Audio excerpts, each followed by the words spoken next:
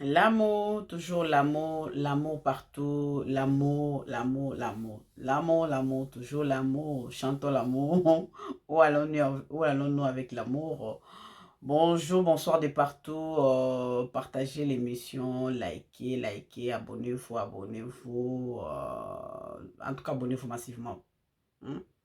Je sais que vous êtes en train de me suivre, vous, vous, monsieur, madame, bonjour, bonsoir. Vous êtes tout. En tout cas, vous me suivez beaucoup. Mais vous ne vous abonnez pas. Vous êtes là, vous ne vous abonnez pas. Abonnez-vous, abonnez-vous, likez, partagez, partagez. Je sais bien que vous aimez bien nos vidéos, mais aimer, c'est bien. Liker aussi, c'est bien. Quand l'aimer, partager, c'est la même chose. Aimer, liker, c'est la même chose. Partager aussi, c'est bien. Mais abonnez-vous. Abonnez-vous. Comme ça, une fois que je suis là directement, sans même vous sonner, hein, je suis là chez vous, je me trouve directement chez vous, au bureau, à la maison, partout où vous êtes. Donc, avec un nouveau sujet, au début, je commençais avec l'amour. L'amour, sachez que dans cette émission, il y a toujours des parties français, en lingala. Nous commençons par la première partie en français et la deuxième en lingala. Donc, pour la compréhension de tous, voici le sujet du jour d'aujourd'hui. C'est une histoire d'amour. L'amour par moments nous rend des moments compliqués, nous rend la vie compliquée. On se pose la question quoi faire, on ne sait pas. Et on a des doutes, on se dit est-ce qu'on va commettre des erreurs ou pas. Donc, on se pose des questions. Voilà. Si ça faisait que vous vous retrouvez dans cette situation, qu'est-ce que vous allez faire? Parce que un homme qui part en déplacement, en voyage, qui laisse sa copine depuis plusieurs années, disons, en lui promettant le mariage en retour. Donc, l'homme qui est parti pendant plusieurs années et la copine qui est restée, la fille qui est restée pendant plusieurs années, sans nouvelles, ni appel, ni message, ni lettre, ni quoi que ce soit, ni courrier, rien du tout. Et qui finit par rencontrer un homme digne de ses noms, qui prend soin de la fille, qui va aimer la fille, qui va valoriser la fille. Et voilà, l'homme pense que c'est le moment de se marier. Et ça fait que la femme, aujourd'hui où je vous parle, on a doté, on a prédoté, il nous reste dans quelques jours, dans quelques semaines. Hein. Oui, l'homme va prédoter, on a tout acheté et tout. Et voilà, un coup du matin, comme ça, et la femme se réveille. Donc, il y a quelqu'un qui vient. Et à sa grande surprise, qui vient la chercher. À sa grande surprise, c'est le monsieur en question, son amour d'enfance, son amour qui était parti chercher pour enfin revenir la prendre en mariage. Voilà le problème. Donc, c'est ça la question. Et la femme s'est dit, mais qu'est-ce qui m'arrive là? L'homme, l'amoureux de ma vie, c'est-à-dire mon amour, ma vie est revenu. Qu'est-ce que je dois faire? Je me marie, j'ai continué avec mon mariage ou j'arrête parce que je ne sais pas si je vais me marier avec un homme que j'aime ou que j'aime pas. Voilà le problème. Donc, si c'est vous, vous faites quoi? Vous vous mariez ou vous allez rompre la relation, il y a des textos, excusez-moi. Vous allez vous marier ou vous allez abandonner avec cette relation pour récupérer votre amoureux. Voilà. Donc, c'est là la question. L'amour nous cherche des problèmes. Oh, l'amour. Qui es-tu vraiment, l'amour? Qui es-tu? Qui es-tu? L'amour, tu tues. L'amour, tu emballes le cœur des gens. L'amour, tu troubles. L'amour, tu es au centre de tout. Tout ce qui arrive là, c'est l'amour là. Il y a certaines même qui sont... Il y a certaines ou certains, donc certains qui ne sont plus en vie. Donc l'amour, qui es-tu? Donc écoutons, c'est un problème. Oui, c'est un problème. Pour moi, solliciter, c'est un problème. Écoutons. La première, bon, chacune a son avis. Hein. Écoutons d'abord. Maman Djabi, que pensez-vous? Parce que déjà, vous êtes au courant de la situation. Waouh! Hmm. Bonsoir, bonsoir tout le monde, bonsoir la grande famille, Bonsoir. les belles dames. Aujourd'hui, on Bonsoir. est vraiment sollicité. Oui. Alors moi, par rapport à cette situation, qui est un vrai casse-tête chinois, Hmm. je préconise que la femme choisisse la sécurité. Hmm. Parce qu'aujourd'hui, on est au 21e siècle. Hmm. Et partout où on se trouve sur cette terre des hommes, on peut toujours donner des nouvelles.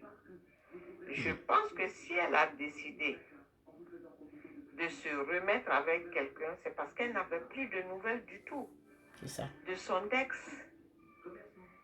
Et le temps où elle était à la recherche d'une épaule sur laquelle se reposait, Dieu lui a envoyé ce monsieur qui s'est occupé d'elle, au point que maintenant ils doivent se marier. Vous savez, le diable, il est dans les détails. Et le diable, il est partout. Voilà un monsieur qui l'a protégé. Voilà un monsieur qui l'aime. Il ne faudrait pas qu'elle gâche tout ça parce que son ex est revenu. C'est ça. Lui, il a eu le temps de connaître d'autres femmes là-bas, peut-être même de se fiancer, ça n'a pas marché. Donc, il s'est souvenu après qu'il avait une femme qui l'attendait ici pour venir mettre les pieds dans les plats. Il ne faudrait pas qu'elle se laisse bercer par le chant des sirènes. C'est ça. Il faut qu'elle continue sur la voie qu'elle-même a choisie, c'est-à-dire la voie du mariage avec le deuxième monsieur qui est dans sa vie actuellement. C'est ça. Sinon, il existe quelque chose qu'on appelle le karma. Elle va regretter amèrement si elle décide de renoncer à ce mariage. Elle dit à son ex que vu le temps qui a passé, il y a beaucoup d'eux qui ont coulé sur le pont. Elle a rencontré quelqu'un qui l'aime véritablement pour elle. C'est ça. Et les carottes sont cuites. Elle va se marier. Lui, comme il a réussi maintenant qu'il est venu, par sa réussite là, il va avoir une autre femme qu'il va épouser. Mais il ne faudrait pas qu'elle quitte celui-là pour un monsieur qui est parti pendant des années, même si c'était avec la plus belle intention. Mais chemin faisant, lui-même s'est perdu. Voilà. Voilà. Donc, par moment dans l'amour, on se pose la question, on a besoin de la sécurité ou le romantisme. Voilà, parce que la femme aime bien se sentir bien dans sa peau, c'est dire que non, je me sens pas seule. Il y a quelqu'un qui est là qui me dit de petits mots tendres, doux, tu es belle, tu es bien, je t'aime, machin. Donc voilà, donc la femme vit dans un monde de rêve. Nous les femmes là, nous vivons dans un monde de rêve. Par moment, tu as un homme bien qui te sécurise. Maman Djabi a bien dit, il faut la sécurité. Mieux vaut qu'elle se marie avec cet homme qui l'a tant sécurisé qu'un homme qui vient te chanter des louanges, qui va t'adorer, te chanter des chansons, ou un homme qui te fait rêver pour rien. Parce que si la plupart des femmes aujourd'hui souffrent à cause de ça, les romantismes, le rêve, mais voici je suis en train de voyager dans le rêve, dans la chanson, voilà. Donc c'est ça. Moi je pense que non, là vous avez bien écouté Madame Djabi. Est-ce que on continue maintenant, on prend la partie lingala des mamans qui vont aussi parler. Donc et selon vous, que faire? Écrivez-nous. La dame doit faire quoi? Doit abandonner ou doit continuer? Avec son amant qui est venu, son ex. Bon, ce n'était pas son ex parce qu'il est parti, il n'y avait pas de rupture d'amour, de relation. La dame fait quoi? Écrivez-nous, selon vous. Donc, prenons maman Labiso depuis Kinshasa. Là, maintenant en Lingala, nous sommes maintenant en Lingala. Maman Labiso Nalikambo Oyo, Ndeko Yabiso ya mwasi. Alingi azotuna mituna pona koyeba soki libala mobali azalaki na ye na tango azalaki nano mpe kokola bazalaki bolingo ya solo, bolingo kitoko, bolingo elengi esaliki mobali akendaki koluka yebisi alobi nake koluka mpona azongela yo mpona ya tobalana. Mais esaliki non kote mobali akendaki vraiment banda kenda nde tobaka mungu na nzungu mobali akomaka te, mobali abengaka te, rien du tout, y a rien. Et puis plusieurs années moi ça fandi boyebi biso basi soko fandi mwa mikolo ebele ba age ezoleka mpo lobi age mpe eza koleka mobali yango mpe nazwaka banouvelle na ye te. Qu'est-ce que la femme fait? Moi ça sali nini alingi akute na monsieur moko ya bien responsable oyo apesi ye vie kitoko afandisi ye bien ti lelo mobali amoni ke non mwasi oyo asengeli nanga nabala ye basali prédote. Maintenant d'ici là bakosala dot mobali asombi biloko nyonso déjà mwasi afandi azali kose préparer mpona mariage na ye amoni kaka mobali akoti moto mo baye koyebisa ye bazokoluka oyo yaya batala boye mobali oyo ye azalaki ya bomwana oyo alingaki na makanisi na ye aye alobi que non na ye pour na récupérer yo na ye pour ete na ye seko na ke koluka pour na songo na yo bala yo et na zongi pour na bala yo. Voilà les problèmes.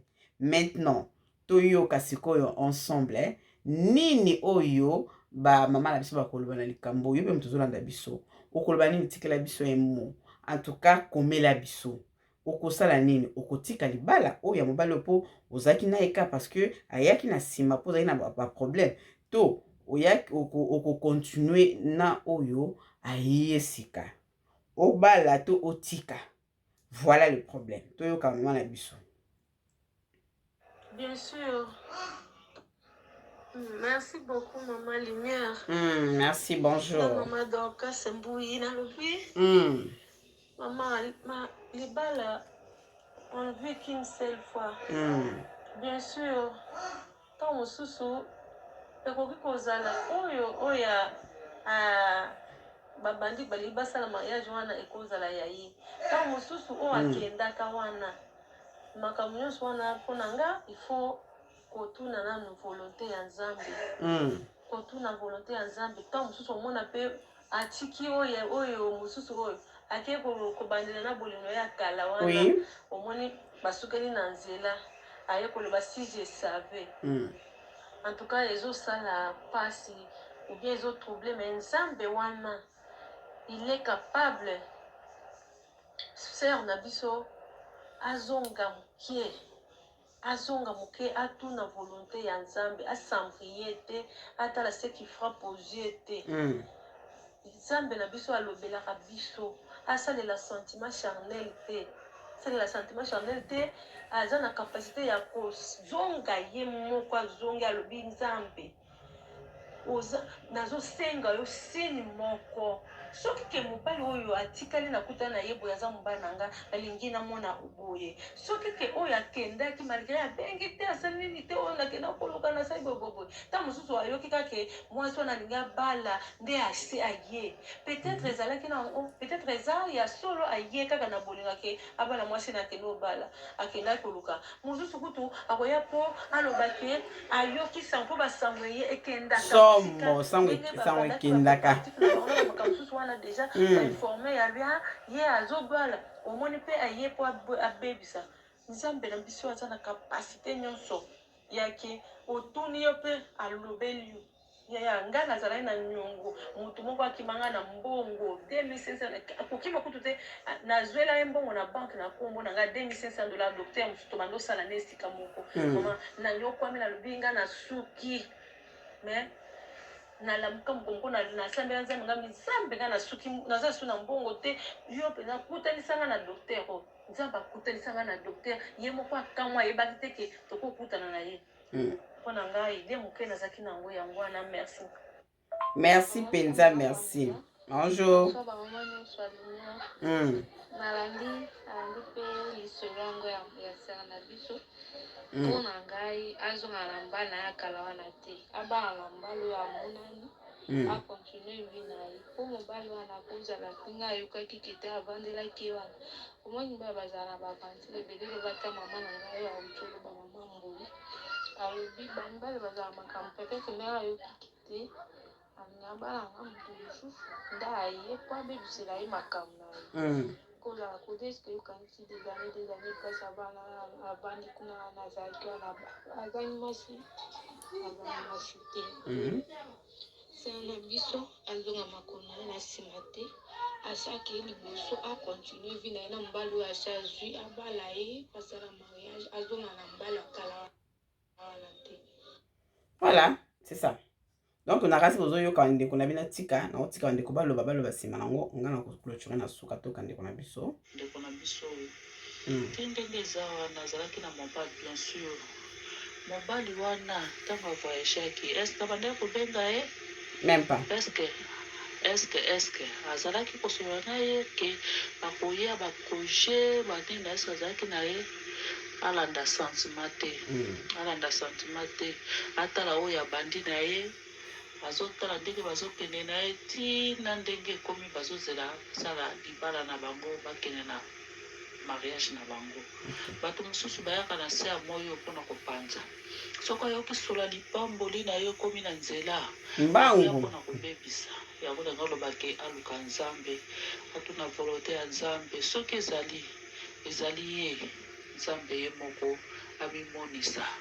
Mais mpona ngai en tout cas lokola mobali wana soki akendeki abandaki kobenga bandaki kosola naye soki azali kobenga kosola naye ndemele ye alingaki kozwa mobali mosusu teke alingaki kozala na confiance le mosusu ya mobali wana lokola azalaki na confiance naye toseka bandaki kobenga ete eloko moko te azwa motu na ye avandisa kimia atuna basali ya Nzambe aleka na donc tokoki koloba lokola ke aleka epai ya basali ya Nzambe bapesa ye directive nini wakoki kotambusa bomoi na ye. Merci toyoki vraiment est-ce que mobali wana est-ce que voilà toyoka. Bonjour, ma maman Lumière. Bonjour. Ngai wabino, maman Pichuna Ulinga, servante de l'Éternel. Nazo pesa ba point de vue nanga pona problème oyo en tout cas ezali kamoko ezali pesa mawa. Donc libala eza eloko moko Nzamba pambola kinelanga na Edene. Libala eza na bitumba makasi eloko moko te kundisa maloko ya libala. Eza bénédiction Nzamba ta kinelanga na Edene alalisaki Adam abimisi mkuwa asalaki Eva tanga lamuki atali o aza mkuwa nanga musuni nanga nde babenge mwasi. Libala eza lipambola liboso Nzamba taki kati na jardin d'Eden yango wana libala ebundisa makana ndenge moko ya jete pe babala kapona mbala moko na vie libala basakana nango te ndeko akota prière Nzamba talisa ye mobali oyo ya vie na ye tokoloba o akenda tokoloba o aye siko tozande na volonté ya Nzambe ekokisama na kati ya bomo ya serre mobali akendaki bazaki na contact te azobenga na susu te tan mulaya atikaki silence nde sera ya kozwa mobali mosusu o bamemami ti na prédote basali bakomi déjà pembeni mpo babalana wana bimi siko toyebi te so okaki sango ou bien pas libala eza compliqué pe babalaka mbala moko na vie po te tosepela akota prière Nzamba yanolaka Nzambe moto asala libala akopesa ye solution ya problème nyonso oyo ezali kotungisa biso oyo tokozwa solution te Nzamba aza capable na nyonso aluka Nzambe akota mabondeli Nzamba atalisa ye oyo akenda bubia oyo baza na ye nde mobali ne ya vie po babalaka mbala moko na vie.